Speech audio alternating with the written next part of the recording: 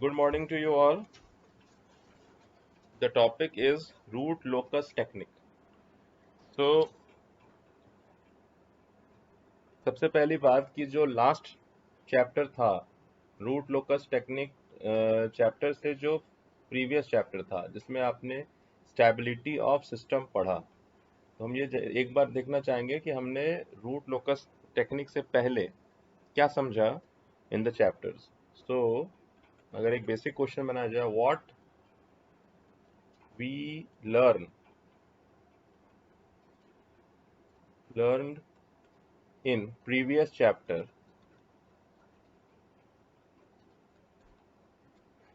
about stability. अगर ऐसे मैं पूछूं, so you can answer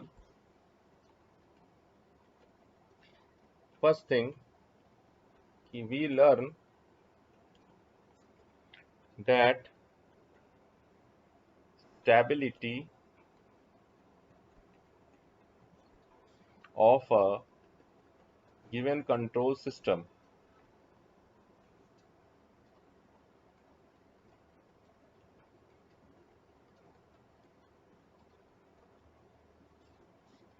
depends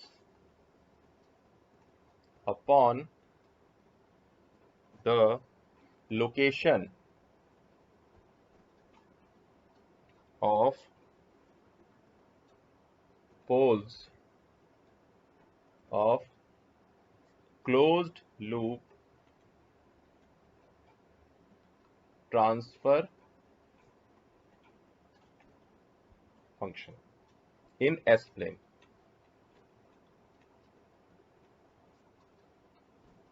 ठीक है, स्टेबिलिटी अगर निकालना है हमें किसी भी सिस्टम का, तो हमें ये देखना है कि stability of a given control system depends upon the location of poles of close loop transfer function and not on the open loop transfer function. So question ये है यहाँ पे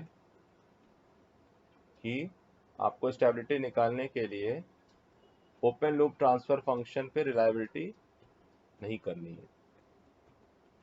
ओपन लूप ट्रांसफर फंक्शन पर ये नहीं decide करेंगे कि system stable है कि नहीं.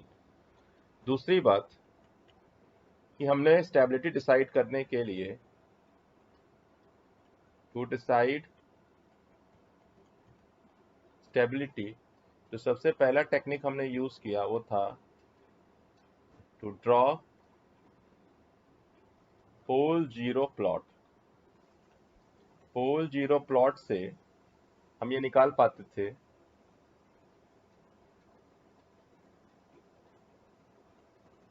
Sigma and j omega.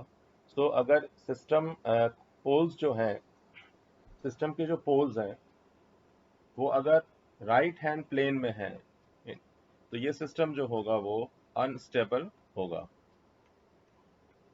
System के पोल्स अगर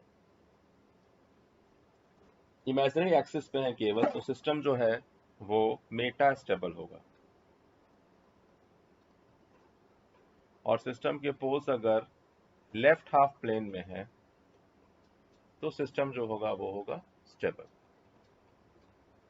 तो एक तरीका था कि हम जो है वो पोल जीरो प्लॉट करके और इस चीज को निकाल सकते, किया भी हमने simple. Now the second method ये ए था. इसके बाद जो आपने मेथड सीखा वो थे अलजेब्रिक मेथड्स.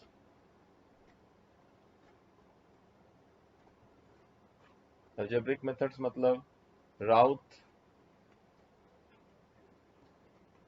हर्विच क्राइटेरिया,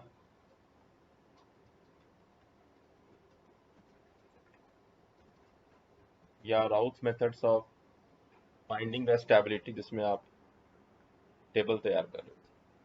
तो इसका लेक्चर भी हो गया है. अलजेब्रिक मेथड्स जो है, तो यहां तक जो था वो ये है कि हमने प्रीवियस चैप्टर में क्या सीखा. What we have learned in the previous chapter. So we learned that stability of a given control system, कोई भी given control system की जो stability है वो depend करेगी location of poles. जो हमें यहाँ पोल जीरो प्लॉट से पता चल रहा है, of a close loop transfer function. तो हम ओपन लूप ट्रांसफर फंक्शन का बात नहीं कर रहे हैं। क्लोज लूप ट्रांसफर फंक्शन का मतलब है कि या तो मैं आपको फर्स्ट ऑर्डर सिस्टम दे रहा हूं या मैं आपको कोई सेकंड ऑर्डर सिस्टम दे रहा हूं। कोई सिस्टम है, फर्स्ट ऑर्डर है या फिर सेकंड ऑर्डर है, बट मैं इसे क्लोज लूप कर रहा हूं। इसका मतलब है समथिंग, कोई इस तरह का सिस्टम हो जिसका जो मैथमेटिकल इक्वेशन है वो आपको फर्स्ट ऑर्डर का कैरेक्टरिस्टिक इक्वेशन दे रहा हो बना के। जैसे ये के एस बाई सपोज करिए एस प्लस वन है, तो ये आपका सी एस है, इसको आर एस बना दिया। और डायरेक्ट किताब में ऐसे लिखा हुआ है, लेकिन अगर मैं यहाँ वन लिख दूँ इसका मतलब है यूनिटी फीडबैक है।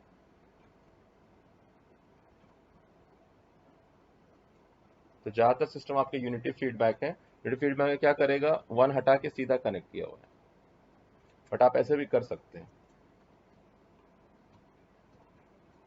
ऐसे करने से ज़्यादा ध्यान रहे कि हम सारे फैक्टर्स ले रहे हैं। तो इसको हम कहते हैं ओपन लूप ट्रांसफर फंक्शन। ये हो गया आपका फीडबैक फंक्शन। उसी तरह से किसी सेकेंड ऑर्डर सिस्टम को अगर हम ले रहे हैं क्लोज लूप के लिए,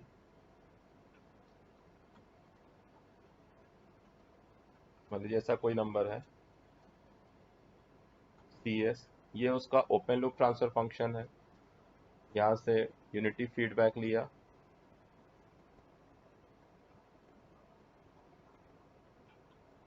तो ये इसका एच एस हो गया।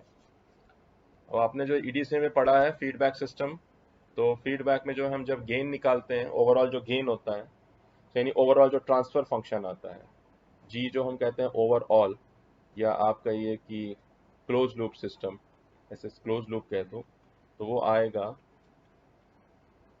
G S by one plus G S H S.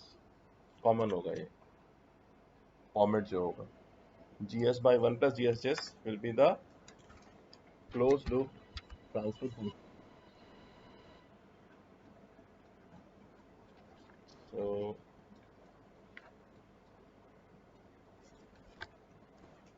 Common तो होगा, ले लिया इसको by close loop transfer function of any system. कोई भी सिस्टम है जो फर्स्ट ऑर्डर है सेकंड ऑर्डर है, दोनों के लिए, ये हायर ऑर्डर सिस्टम के लिए भी लागू है ये। तो इसको अगर ध्यान में रख करके हमने डिराइव किया, तो आप कैरेक्टरिस्टिक इक्वेशन देख सकते हैं दोनों केस में, फर्स्ट ऑर्डर सिस्टम के केस में, सेकंड ऑर्डर सिस्टम के केस में। कैरेक्टरिस्टिक इक्वेशन जो होगा उसका फॉर्मेट होगा one plus G S H S is equal to zero, दोनों के केस में।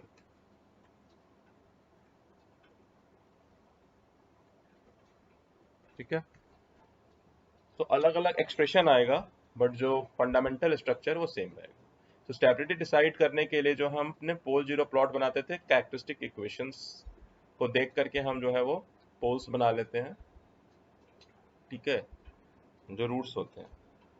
और इसी कैरेक्टरिस्टिक इक्वेशन को लेकर के आपने अलजेब्रिक मेथड्स को यूज किया था। तो ये हो गया आपका ब्रीफ समरी ऑफ कि लास्ट जो चैप्टर है उसमें क्या किया।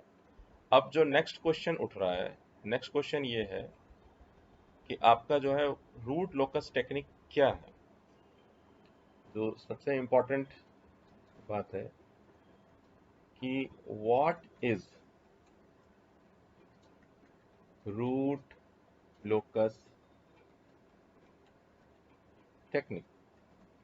तो ये 2 मार्क्स में पूछा जा सकता है, क्योंकि ये डेफिनेशन पूछा जा रहा है basically.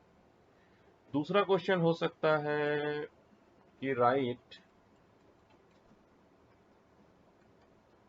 Short notes on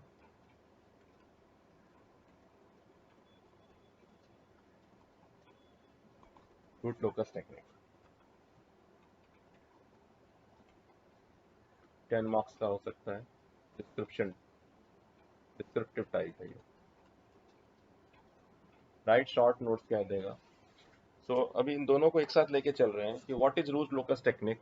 so हमारे पास क्या है कि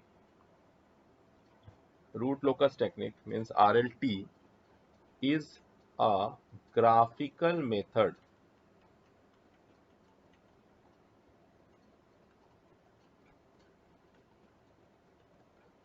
of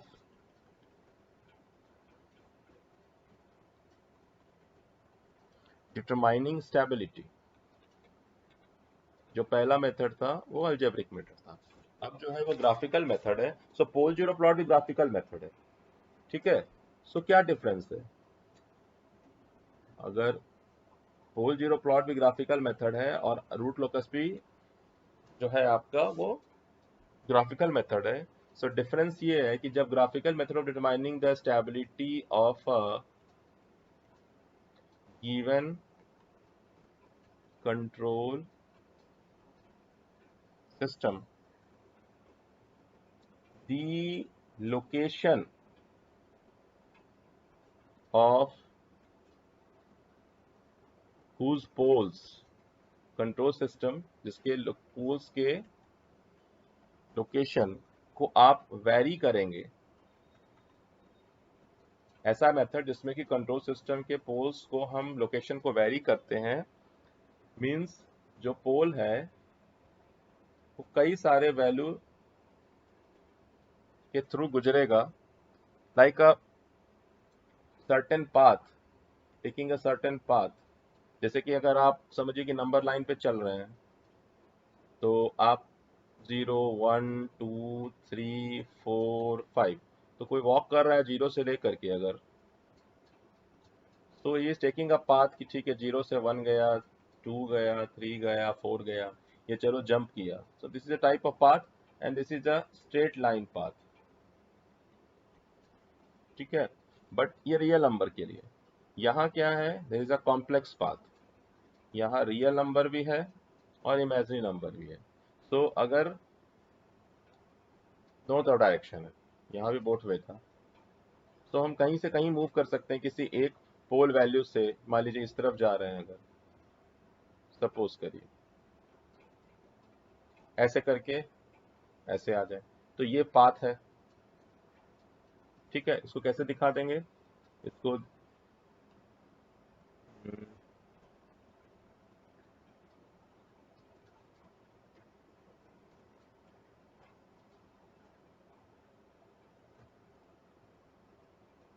ऐसे दिखा देंगे कि ये पाथ ऐसे था। अभी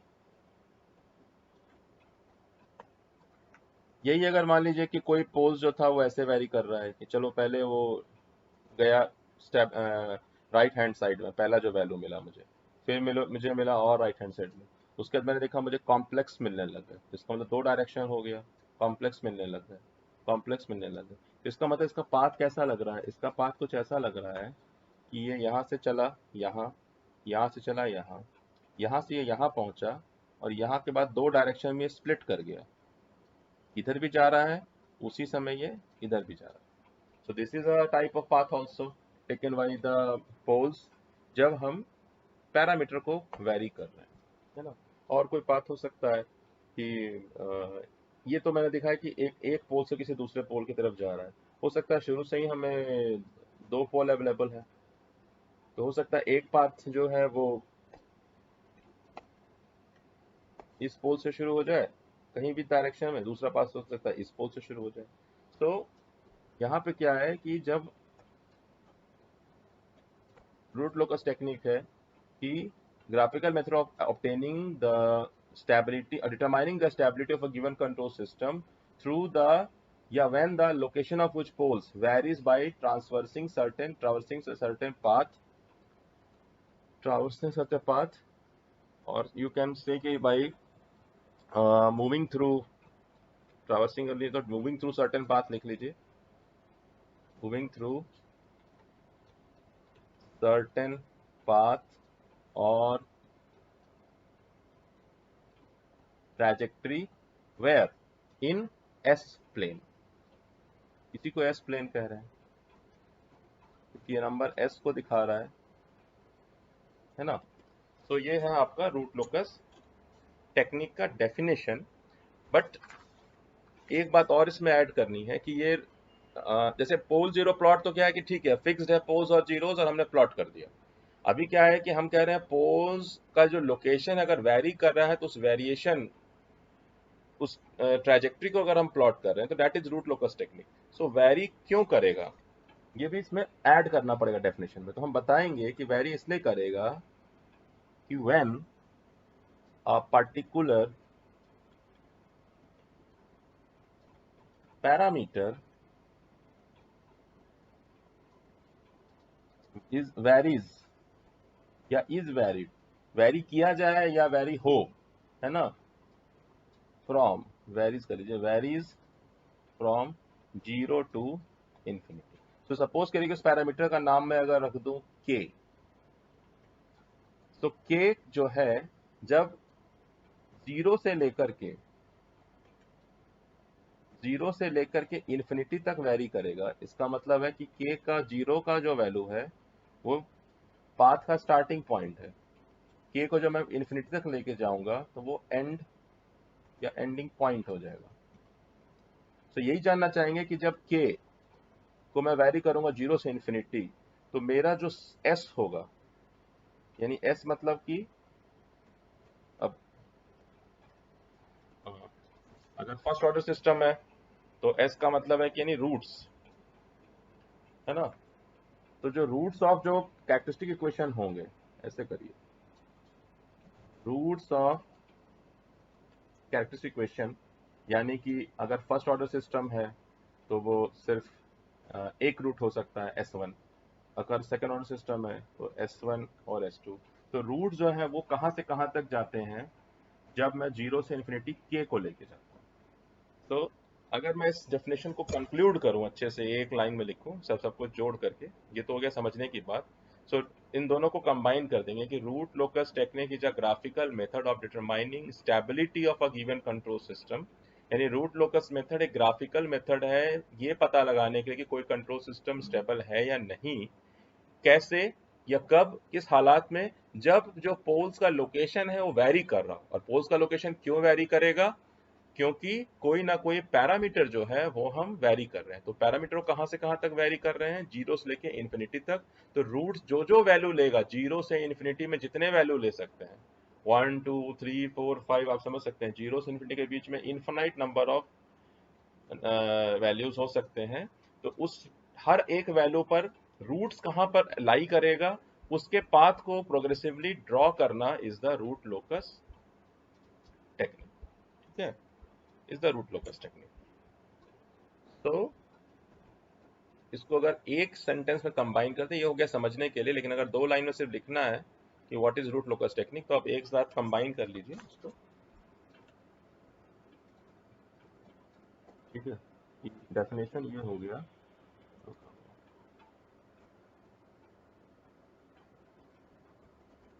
डेफिनेशन ये है कि रूट लोकस टेक्निक, अगर मैं बुक का ही बता दूं, ये समझने का है वो भी लिख सकते हैं कि root locus technique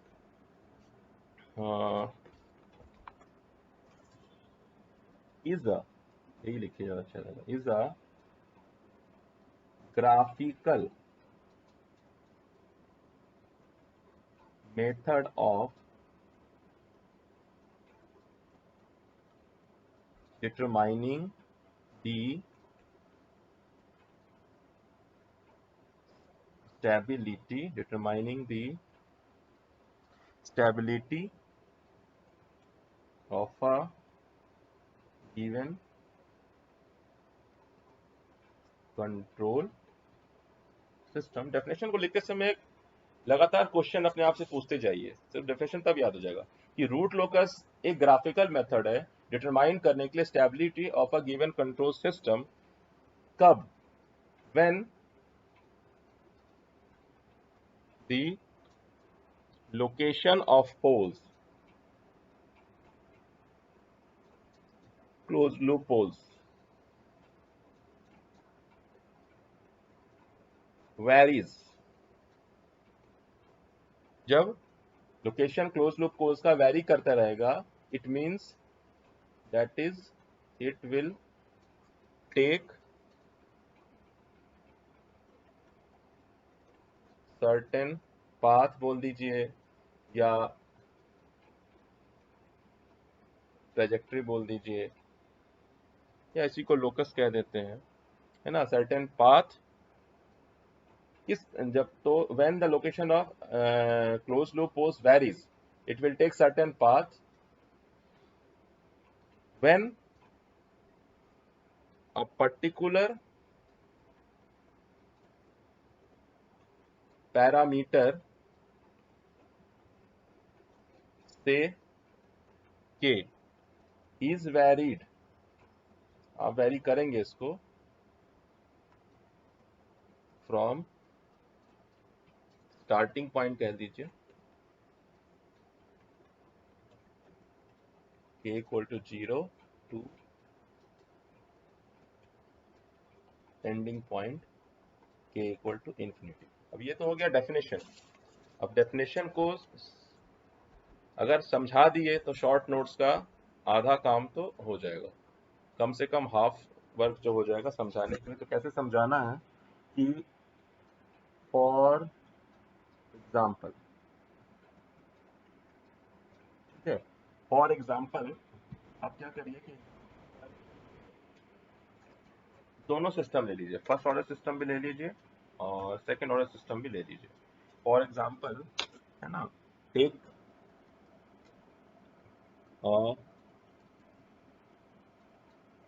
first order close loop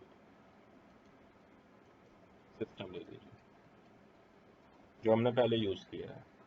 तो एक क्लोज लूप सिस्टम बनाना है जो फर्स्ट ऑर्डर का हो, इसमें यूनिटी फीडबैक रख रहे हैं, कोई एस का फंक्शन नहीं रख रहे हैं ताकि नीचे की तरफ जो है वो इक्वेशन में कोई प्रॉब्लम ना हो जब हम क्लोज लूप ट्रांसफर फंक्शन बनाएंगे। सी एस हो गया, ये आर एस हो गया। यूनिटी फीडबैक को डायरेक्ट दिखा सकते हैं, ऐसे भी दिखा सकते हैं, कॉन्सेप्चुअली ऐसे भी दिखा सकते हैं। तो ये एक यूनिटी फीडबैक सिस्टम है, फर्स्ट ऑर्डर सिस्टम है। अभी एक सेकंड ऑर्डर सिस्टम भी ले लेते हैं, इसको अलग अलग करके समझ लीजिएगा लेकिन मैं पैरेलल में ही समझा रहा हूँ।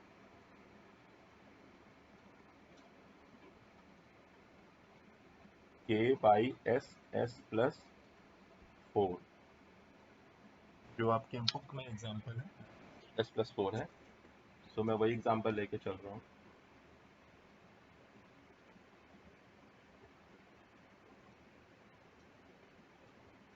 R S is equal to this.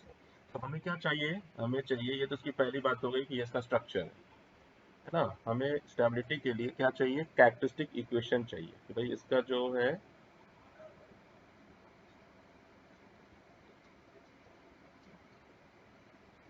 Characteristic equation क्या है। तो कैरेक्टरिस्टिक इक्वेशन क्या होगा, 1 plus G S into H S बराबर आपको 0 करना पड़ेगा। सिमिलरली ये तो कॉमन स्ट्रक्चर है कि कैरेक्टरिस्टिक इक्वेशन जो है वो है 1 plus G S H S equal to 0। तो एक्सप्रेशन अलग अलग आ जाएंगे।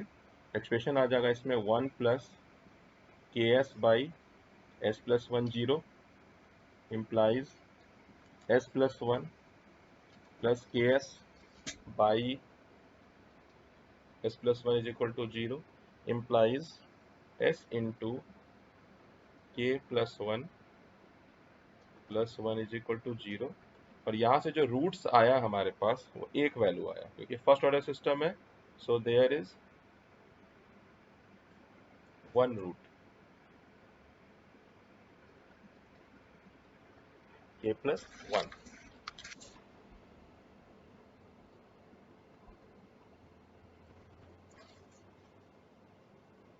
ठीक है, k plus 1 आ गया, इसको हमने बॉक्स में बंद कर लिया, हाईलाइट।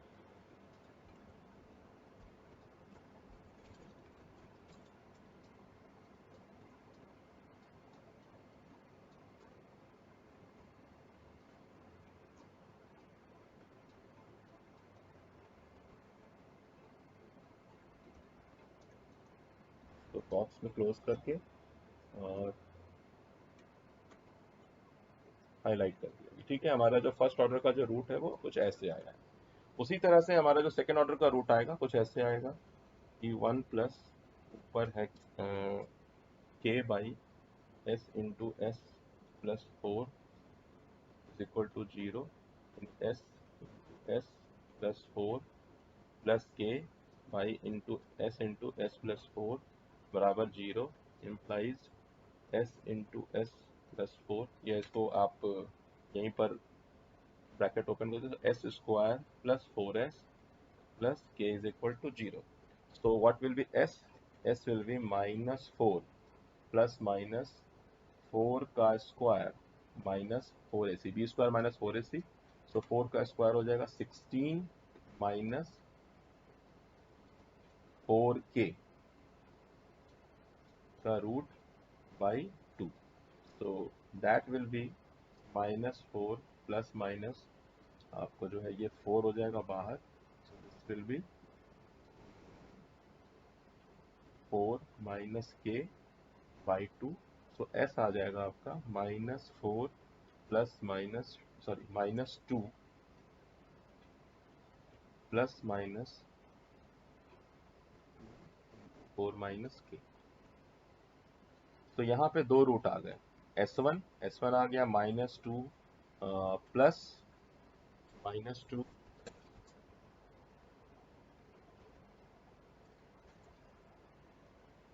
प्लस 2 इंटू 4 माइनस के एंड S2 है -2 माइनस इंटू 4 माइनस के। तो इधर आप ऐसे एक्सप्रेशन ले लीजिए, इसको ऐसे एक्सप्रेस कर दीजिए और बाद में जब जरूरत पड़े दोनों रूट को अलग करके दिखा दीजिए। तो ये हो गया कैरेक्टरिस्टिक इक्वेशन। दो काम हो गए हमारे। डेफिनेशंस हमको पता करना है कि भाई रूट लोकस कैसे बन रहा है, कैसे पाथ बन रहा है। तो हमने कहा ठीक है चलो एक सिस्टम ले लेते हैं फर्स्ट ऑर्डर का, एक सिस्टम लेते हैं सेकंड ऑर्डर का। फर्स्ट ऑर्डर सिस्टम का एक ब्लॉक डायग्राम दिखा दिया, उसने सेकंड ऑर्डर सिस्टम का भी एक ब्लॉक डायग्राम दिखा दिया। अब फर्स्ट ऑर्डर सिस्टम का कैरेक्टरिस्टिक इक्वेशन बनाइए, उस तरह से सेकंड ऑर्डर सिस्टम का भी कैरेक्टरिस्टिक इक्वेशन बनाइए। बनाने के बाद आपको जो है पता चलेगा कि फर्स्ट ऑर्डर सिस्टम में एक रूट मिल रहा है और सेकंड ऑर्डर सिस्टम में जो है वो एस के दो वैल्यू मिल रहे हैं, तो दो रूट्स हैं। अब क्या है कि हमें s का वैल्यू पता करना है। अगर हम k को वैरी करेंगे, हम ये जानना चाहेंगे कि अगर हम k को वैरी करें दोनों सूरत में तो क्या होगा, s का पैटर्न क्या होगा, s कैसे वैरी करेगा। तो पहले LHS देख लेते हैं, पहले फर्स्ट ऑर्डर सिस्टम देख लेते हैं। ठीक है, सो अगर हम ये देख रहे हैं, थर्ड बात सबसे इंपॉर्टेंट हो गया, इसके सामने ही लिखता हूँ। थर्ड कि the locus of s that is the values of s when k varies from 0 to infinity is क्या होगा। सो अगर हम देखें कि फॉर k इक्वल टू 0 लिख देते हैं, tends to equal to 0, k equal to 0 का मतलब है इम्प्लाइज s जो है वो हो गया आपका माइनस। तो ये स्टार्टिंग पॉइंट है। So this is the starting point. और ये s इक्वल टू माइनस जो है, देखिए ये है एक ओपन लूप होल। सिस्टम का जो ओपन लूप होल है, तो सिस्टम को आप ओपन लूप ट्रांसफर फंक्शन देखिएगा सिस्टम का। ठीक है, इसका देखिएगा, ये आपका ओपन लूप ट्रांसफर फंक्शन है, तो s बराबर माइनस में। वैसे यहाँ ओपन लूप ट्रांसफर फंक्शन जो है, तो s का वैल्यू क्या हो जाएगा ओपन लूप का, s बराबर 0 और s बराबर -4। तो ये एक इंपॉर्टेंट ऑब्जर्वेशन है कि जब मैं k को 0 रखूंगा तो लोकस स्टार्ट कहाँ से होगा, ओपन लूप पोल से स्टार्ट हो रहा है ये s का वैल्यू। और for k equal to infinity तो लिखना नहीं चाहिए, टेंस टू इन्फिनिटी होना चाहिए। इम्प्लाइज s टेंस टू क्या होगा 0। सो दूसरा ऑब्जर्वेशन ये आया कि this s tends to 0 is a open loop. So important बात ये है कि when parameter k starts at k equal to 0 and ends at k equal to infinity, our root locus for the first order system starts at -1 and ends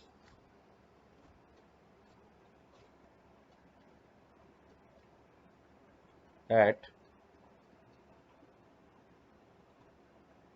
0. So चूंकि -1,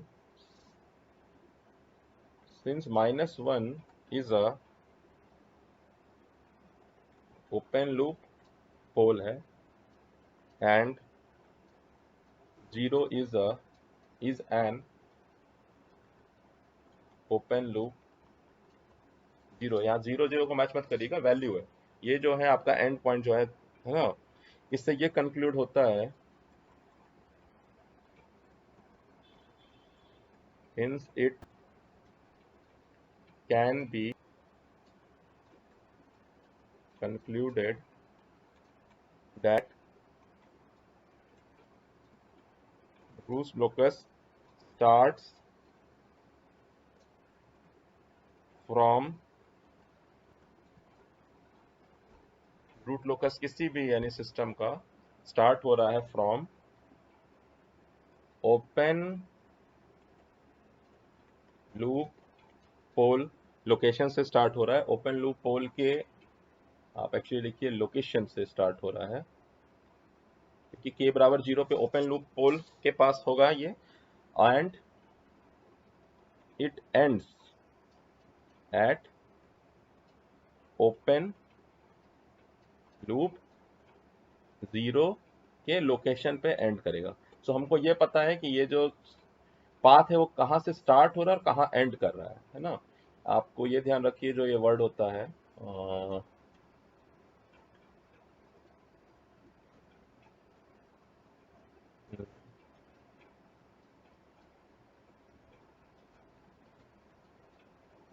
pizza word याद रख लीजिए, आप लोगों के लिए अच्छा रहेगा, ठीक है। एक मेमोरी एड बना दिया मैंने, ठीक है। सो पी से स्टार्ट हो रहा है और जी की तरफ जा रहा है ना, पोल से स्टार्ट हो रहा है और कैसे भी जा सकता है, हो सकता है ऐसे चला जाए पाथ, हो सकता है ऐसे चला जाए, हो सकता है घूम के जा रहा हो। पोल 0 प्लॉट में कैसे जा रहा है ये नहीं पता है, लेकिन ये पता है कि कहाँ से स्टार्ट हो रहा है और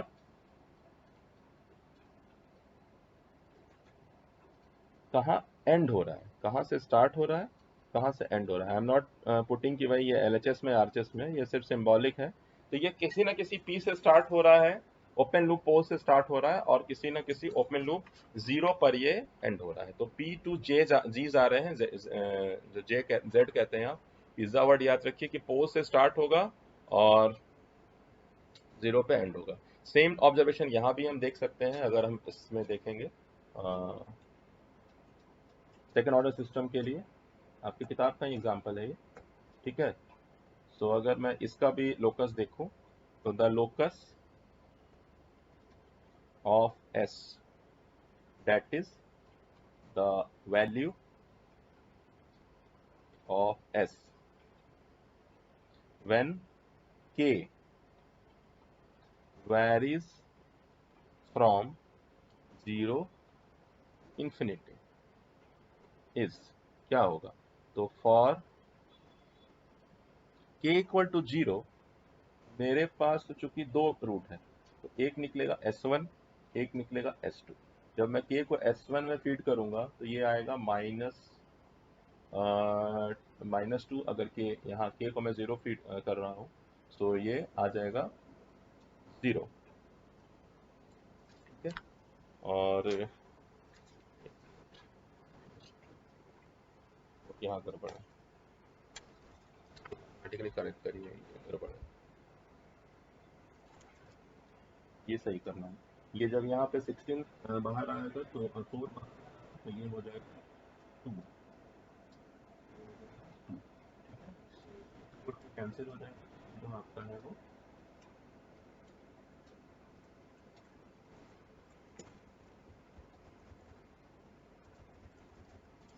हो गया 4 माइनस के।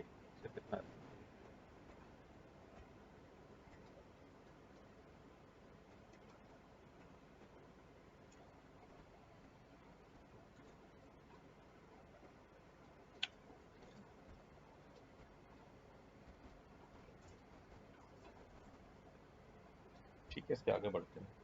तो ये हो रहा है आपका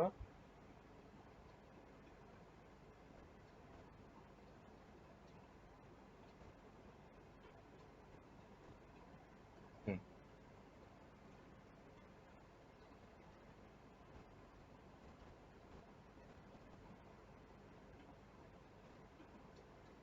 ठीक है, कोई बात नहीं। हाँ, तो इसको कट कर देते हैं, इसको हटा देते हैं, डिलीट कर देते हैं।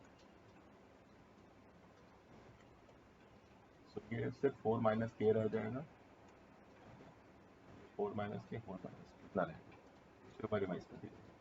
तो अब क्या हो गया, फॉर के इक्वल टू 0, S1 जो हो गया वो हो गया 0, S2 जो हो गया वो हो गया -4।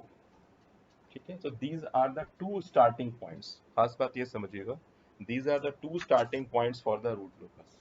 ठीक है, एक स्टार्टिंग पॉइंट नहीं है, अब रूट लोकस दो अलग अलग डेस्टिनेशन से स्टार्ट हो रहा है, क्योंकि देयर आर टू मेंबर्स। सीधी सी बात ये है, there are two, so two members, so we have two open loop holes, 0 and -4, so we have two starting points।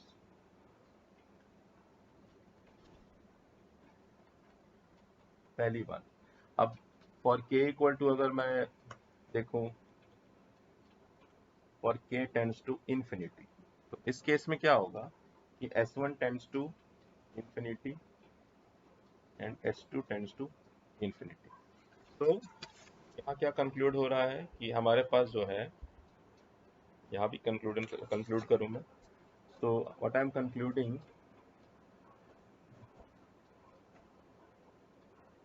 so gap when parameter k starts at k equal to 0 and ends at k equal to infinity, our root locus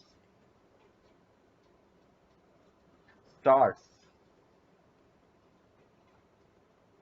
from 2 points या from two location, 0 and -4, and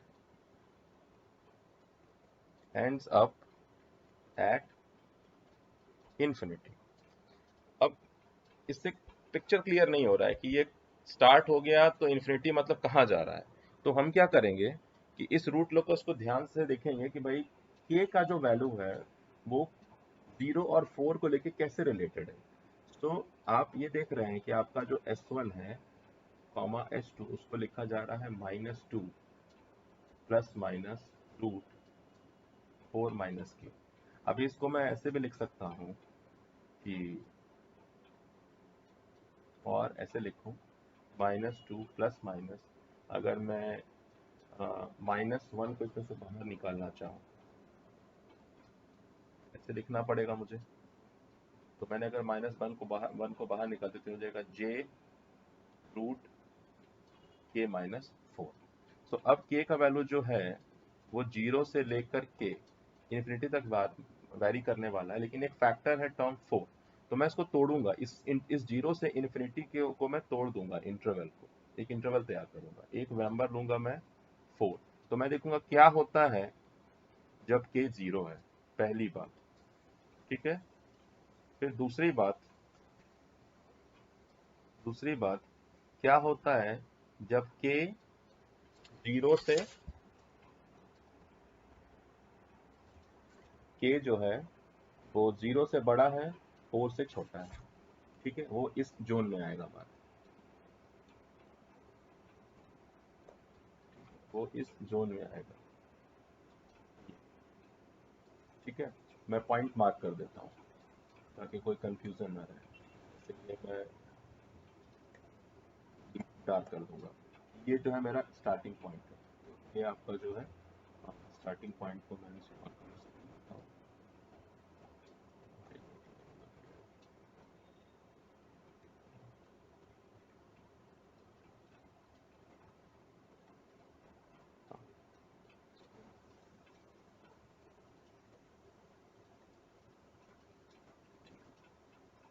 ये ले लिया मैंने starting point, सो इसको highlight कर,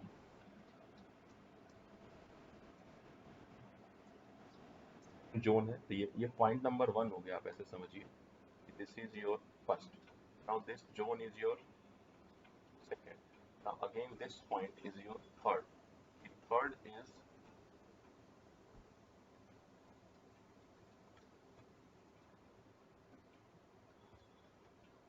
third is when k is equal to 4, this is third thing, और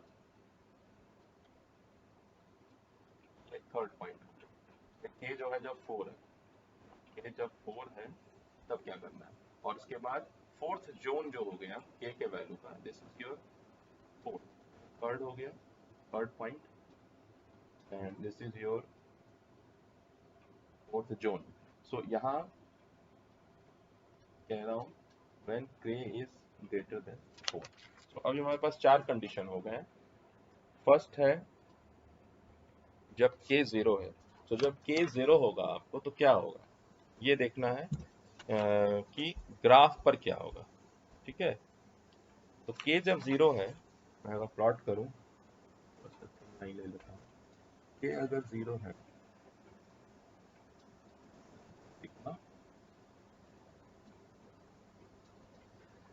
तो if k is zero, इसका मतलब है कि there is one s only, sorry there are two s, s1 is zero and s2 is equal to -1। So इसका मतलब है कि हम दो जगह मार्क कर रहे हैं starting point, this is zero and suppose this is our -4, और इसको हम एक्सटेंड कर रहे हैं यहाँ पर, सो दिस इज -4, ये दो स्टार्टिंग पॉइंट है हमारे पास, है ना। इसको मैं लिख देता हूँ यहाँ पर, ये हमारा यहाँ स्टार्ट हुआ और यहाँ से भी ये स्टार्ट हुआ, रूट लोकस दो तरफ से स्टार्ट हुआ, ठीक है ना। अब क्या हो रहा है कि जब मैं k is equal to zero के बाद जब मैं ले रहा हूँ कि k 4 और 0 के बीच में, इसका मतलब है कि जो मेरा S1 है और जो मेरा S2 है वो भी 4 और 0 के बीच में है। तो S1 किसके बीच में होगा, S1 जो है वो यहाँ रफ में देखूंगा अगर मैं, S1 जो है मेरा है -2 और प्लस j k -4, और S2 है -2 माइनस k -4। सो अगर मैं इसको S1 कह रहा हूँ और इसको मैं अपना S2 कह रहा हूँ, सो आप देखेंगे कि k इक्वल टू 4 पे S1 और S2 दोनों हो जाएंगे -2। तो इसका मतलब है ये पहला जो पड़ा हुआ है, तो इसका ये मतलब है कि ये जो मेरा यहाँ से पोल था ये चला इसके तरफ, ये जो पोल था ये इसके तरफ बढ़ा और 2 पे जाकर के दोनों मिला, ठीक है। और 2 जो है वो आपका पोल है, ठीक है। अब इसके बाद क्या हो रहा है, ये जो लास्ट ऑप्शन है k इक्वल टू 4 पे नहीं, यहाँ से चला, यहाँ पहुंच गया, इस जगह पहुंच गया। अब k जब ग्रेटर देन 4 है तो S1 और S2 जो है वो कॉम्प्लेक्स कंजुगेट हो जाएगा, तो S1 हो जाएगा -2 plus j into something constant, ठीक है, मैं k -4 ही लेके चल रहा हूँ मान लीजिए, और S2 हो जाएगा -2 माइनस j इंटू k -4। तो जैसे से k बढ़ेगा, ये लीनियरली बढ़ सकता है, ठीक है। तो ये मान लीजिए कहीं एक वैल्यू ले रहा है कहीं फॉर सर्टेन के, मैं लिख रहा हूँ फॉर के इक्वल टू k1, फॉर के इक्वल टू k1। अब के इक्वल टू k2 के लिए इधर जा सकता है, तो इसका मतलब ये हो गया कि इसका पाथ जो है यहाँ के बाद से दो डायरेक्शन में चला गया। तो अगर मैं मान लूँ कि जो मेरा रियल एक्सिस है उसको एक तरह का मैं मिरर मानूं, मान लीजिए, तो मैं देखूंगा कि जो रूट लोकस है अगर एक्स एक्सिस पे है तब तो ठीक है, अगर वाई एक्सिस की तरफ जा रहा है तो वो सिमेट्रिकली मूव कर रहा है, ठीक है। तो ये भी एक ऑब्जर्वेशन है, डिटेल्स में बाद में आगे देखेंगे। फिलहाल जो है आपका जो ये टॉपिक है 5.1, इसको आप एक बार बुक से भी स्टडी कर सकते हैं। एक दो बातें मैंने अभी नहीं इसमें रखी हैं, है ना, वो हम सेकंड जब इसका सेशन होगा तो उसमें बताएंगे, ठीक है। कि तो कुल मिला के जो मैंने अभी बात की है वो ये है कि हमने रूट लोकस टेक्निक जानने से पहले ये देखा कि पहले क्या समझा था स्टेबिलिटी में। तो स्टेबिलिटी हमने समझा कि control system depends on location of pole, और खास तौर पे क्लोज लूप ट्रांसफर फंक्शन के लोकेशन पे। ओपन लूप ट्रांसफर फंक्शन का लोकेशन पे आप नहीं निकाल रहे स्टेबिलिटी। दूसरी बात, स्टेबिलिटी निकालने के लिए आपके पास कई तरीके मिले। पहला है पोल जीरो प्लॉट बना दिया, लेकिन पोल जीरो प्लॉट के बाद अगर मैं कोई क्यूबिक इक्वेशन दे दूं, क्वाड इक्वेशन दे दूं, या सेवंथ ऑर्डर एथ ऑर्डर का इक्वेशन दे दूं, तो उसका पोल जीरो प्लॉट बनाना आपको मुश्किल होगा, उसके रूट्स नहीं निकाल सकते हैं। तो जब रूट्स नहीं निकाल सकते हैं तो आप क्या किए, अलजेब्रिक मेथड से स्टेबिलिटी निकाले। समझिएगा कि मेथड क्यों डेवलप हुआ। पोल जीरो प्लॉट जो है वो सेकंड ऑर्डर इक्वेशन हो, थर्ड ऑर्डर इक्वेशन हो, यहाँ तक तो आप सॉल्व कर लेंगे, कैलकुलेटर से भी सॉल्व कर लेंगे, आपको रूट्स मिल जाएंगे, आप प्लॉट कर दीजिए। लेकिन जब मैं हायर ऑर्डर सिस्टम बोलूंगा, हायर ऑर्डर सिस्टम के लिए हमें अलजेब्रिक मेथड पे जाना पड़ेगा, हम सिर्फ सॉल्व करके नहीं प्लॉट कर सकते हैं। तो अलजेब्रिक मेथड हायर हो गया तो उसमें राउथ क्राइटेरिया आ गया, राउथ हर्विस क्राइटेरिया आ गया, वो आप जो है पढ़ा होगा आपने अगर, तो देखेंगे कि कैसे इस्तेमाल कर रहे हैं। अब राउथ हर्विस क्राइटेरिया के बाद तो ये है कि भाई गिवन पैरामीटर पे हमने निकाल दिया, है ना, ये जो हमने इस्तेमाल किया, हालांकि वेरिएशन पे भी निकाल सकते हैं, बट फिलहाल जो आपने सिलेबस में पढ़ा वो था कि for fixed parameters, fix parameters के आपने अलजेब्रिक मेथड पढ़ लिया। अब हम चाहते हैं कि अगर हम किसी सिस्टम का पैरामीटर को वैरी करें और तब देखें सिस्टम स्टेबल है या नहीं है, किस वेरिएशन तक स्टेबल है, किस जगह पे जाके अनस्टेबल है, तो हमें ग्राफिकल मेथड जाना पड़ेगा, जिसमें हम पाथ देखेंगे, पोल्स कौन कौन से पाथ लेके कहाँ पहुंच रहा है, ठीक है। सो ग्राफिकल मेथड है ये रूट लोकस टेक्निक, ये डिटरमाइन करने के लिए कि सिस्टम स्टेबल है या नहीं है। कैसे डिटरमाइन करते हैं हम, पाथ का जो है, सॉरी, पोल्स का जो है वो पाथ खींच बनाते हैं, ड्रॉ करते हैं बाई नोटिसिंग कि भाई कोई ना कोई पैरामीटर वेरी कर रहा है। तो कोई पैरामीटर अगर सारा फैक्टर को हमें एक पैरामीटर का नाम दे दे के, तो उसको हम जीरो से के इन्फिनिटी तक वेरी करा सकते हैं। जैसे एक रेजिस्टेंस है मान लीजिए किसी सिस्टम में, तो एक रजिस्टर जो होगा किसी सिस्टम का, उसका वैल्यू कहाँ से कहाँ तक वेरी कराते हैं आप कहेंगे जीरो से लेकर के इन्फिनिटी तक। उसी तरह से कोई इंडक्टर है तो आप उसका वैल्यू जो है वो कहेंगे कि जीरो से लेकर के इन्फिनिटी तक। तो ऐसे ही कोई ना कोई पैरामीटर है सिस्टम का जिसको हम जीरो से लेके इन्फिनिटी तक वेरी करा रहे हैं, हम नेगेटिव की तरफ नहीं जा सकते हैं, नेगेटिव रेजिस्टेंस की बात नहीं कर रहे हैं फिलहाल हम, ठीक है। सो अगर जीरो से इन्फिनिटी तक वैरी कराते हैं किसी पैरामीटर को, तो पोल्स का लोकेशन चेंज करेगा, पोल्स का लोकेशन चेंज करेगा तो हम उसको प्लॉट करेंगे। प्लॉट करने के लिए हमने दो एग्जांपल ले लिए जो बुक से ही थे, फर्स्ट ऑर्डर सिस्टम के लिए, सेकंड ऑर्डर सिस्टम के लिए। फर्स्ट ऑर्डर सिस्टम का एग्जांपल सिंपल है, वो आपको आसानी से आप इसको प्लॉट कर लोगे कि के जो है वो माइनस जो ये है जीरो से लेकर के जीरो से लेकर के आपका जो है वो जब मैं इसे वैरी कर रहा हूँ के को जीरो से वन, तो आप देख रहे हैं कि जो एस का वैल्यू है, एस जो है वो -1 से शुरू हो रहा है, एस जो और जीरो पे खत्म हो रहा है। तो -1 से शुरू हो रहा है यानी एक पोल यहाँ है और जीरो पे जाके खत्म हो रहा है।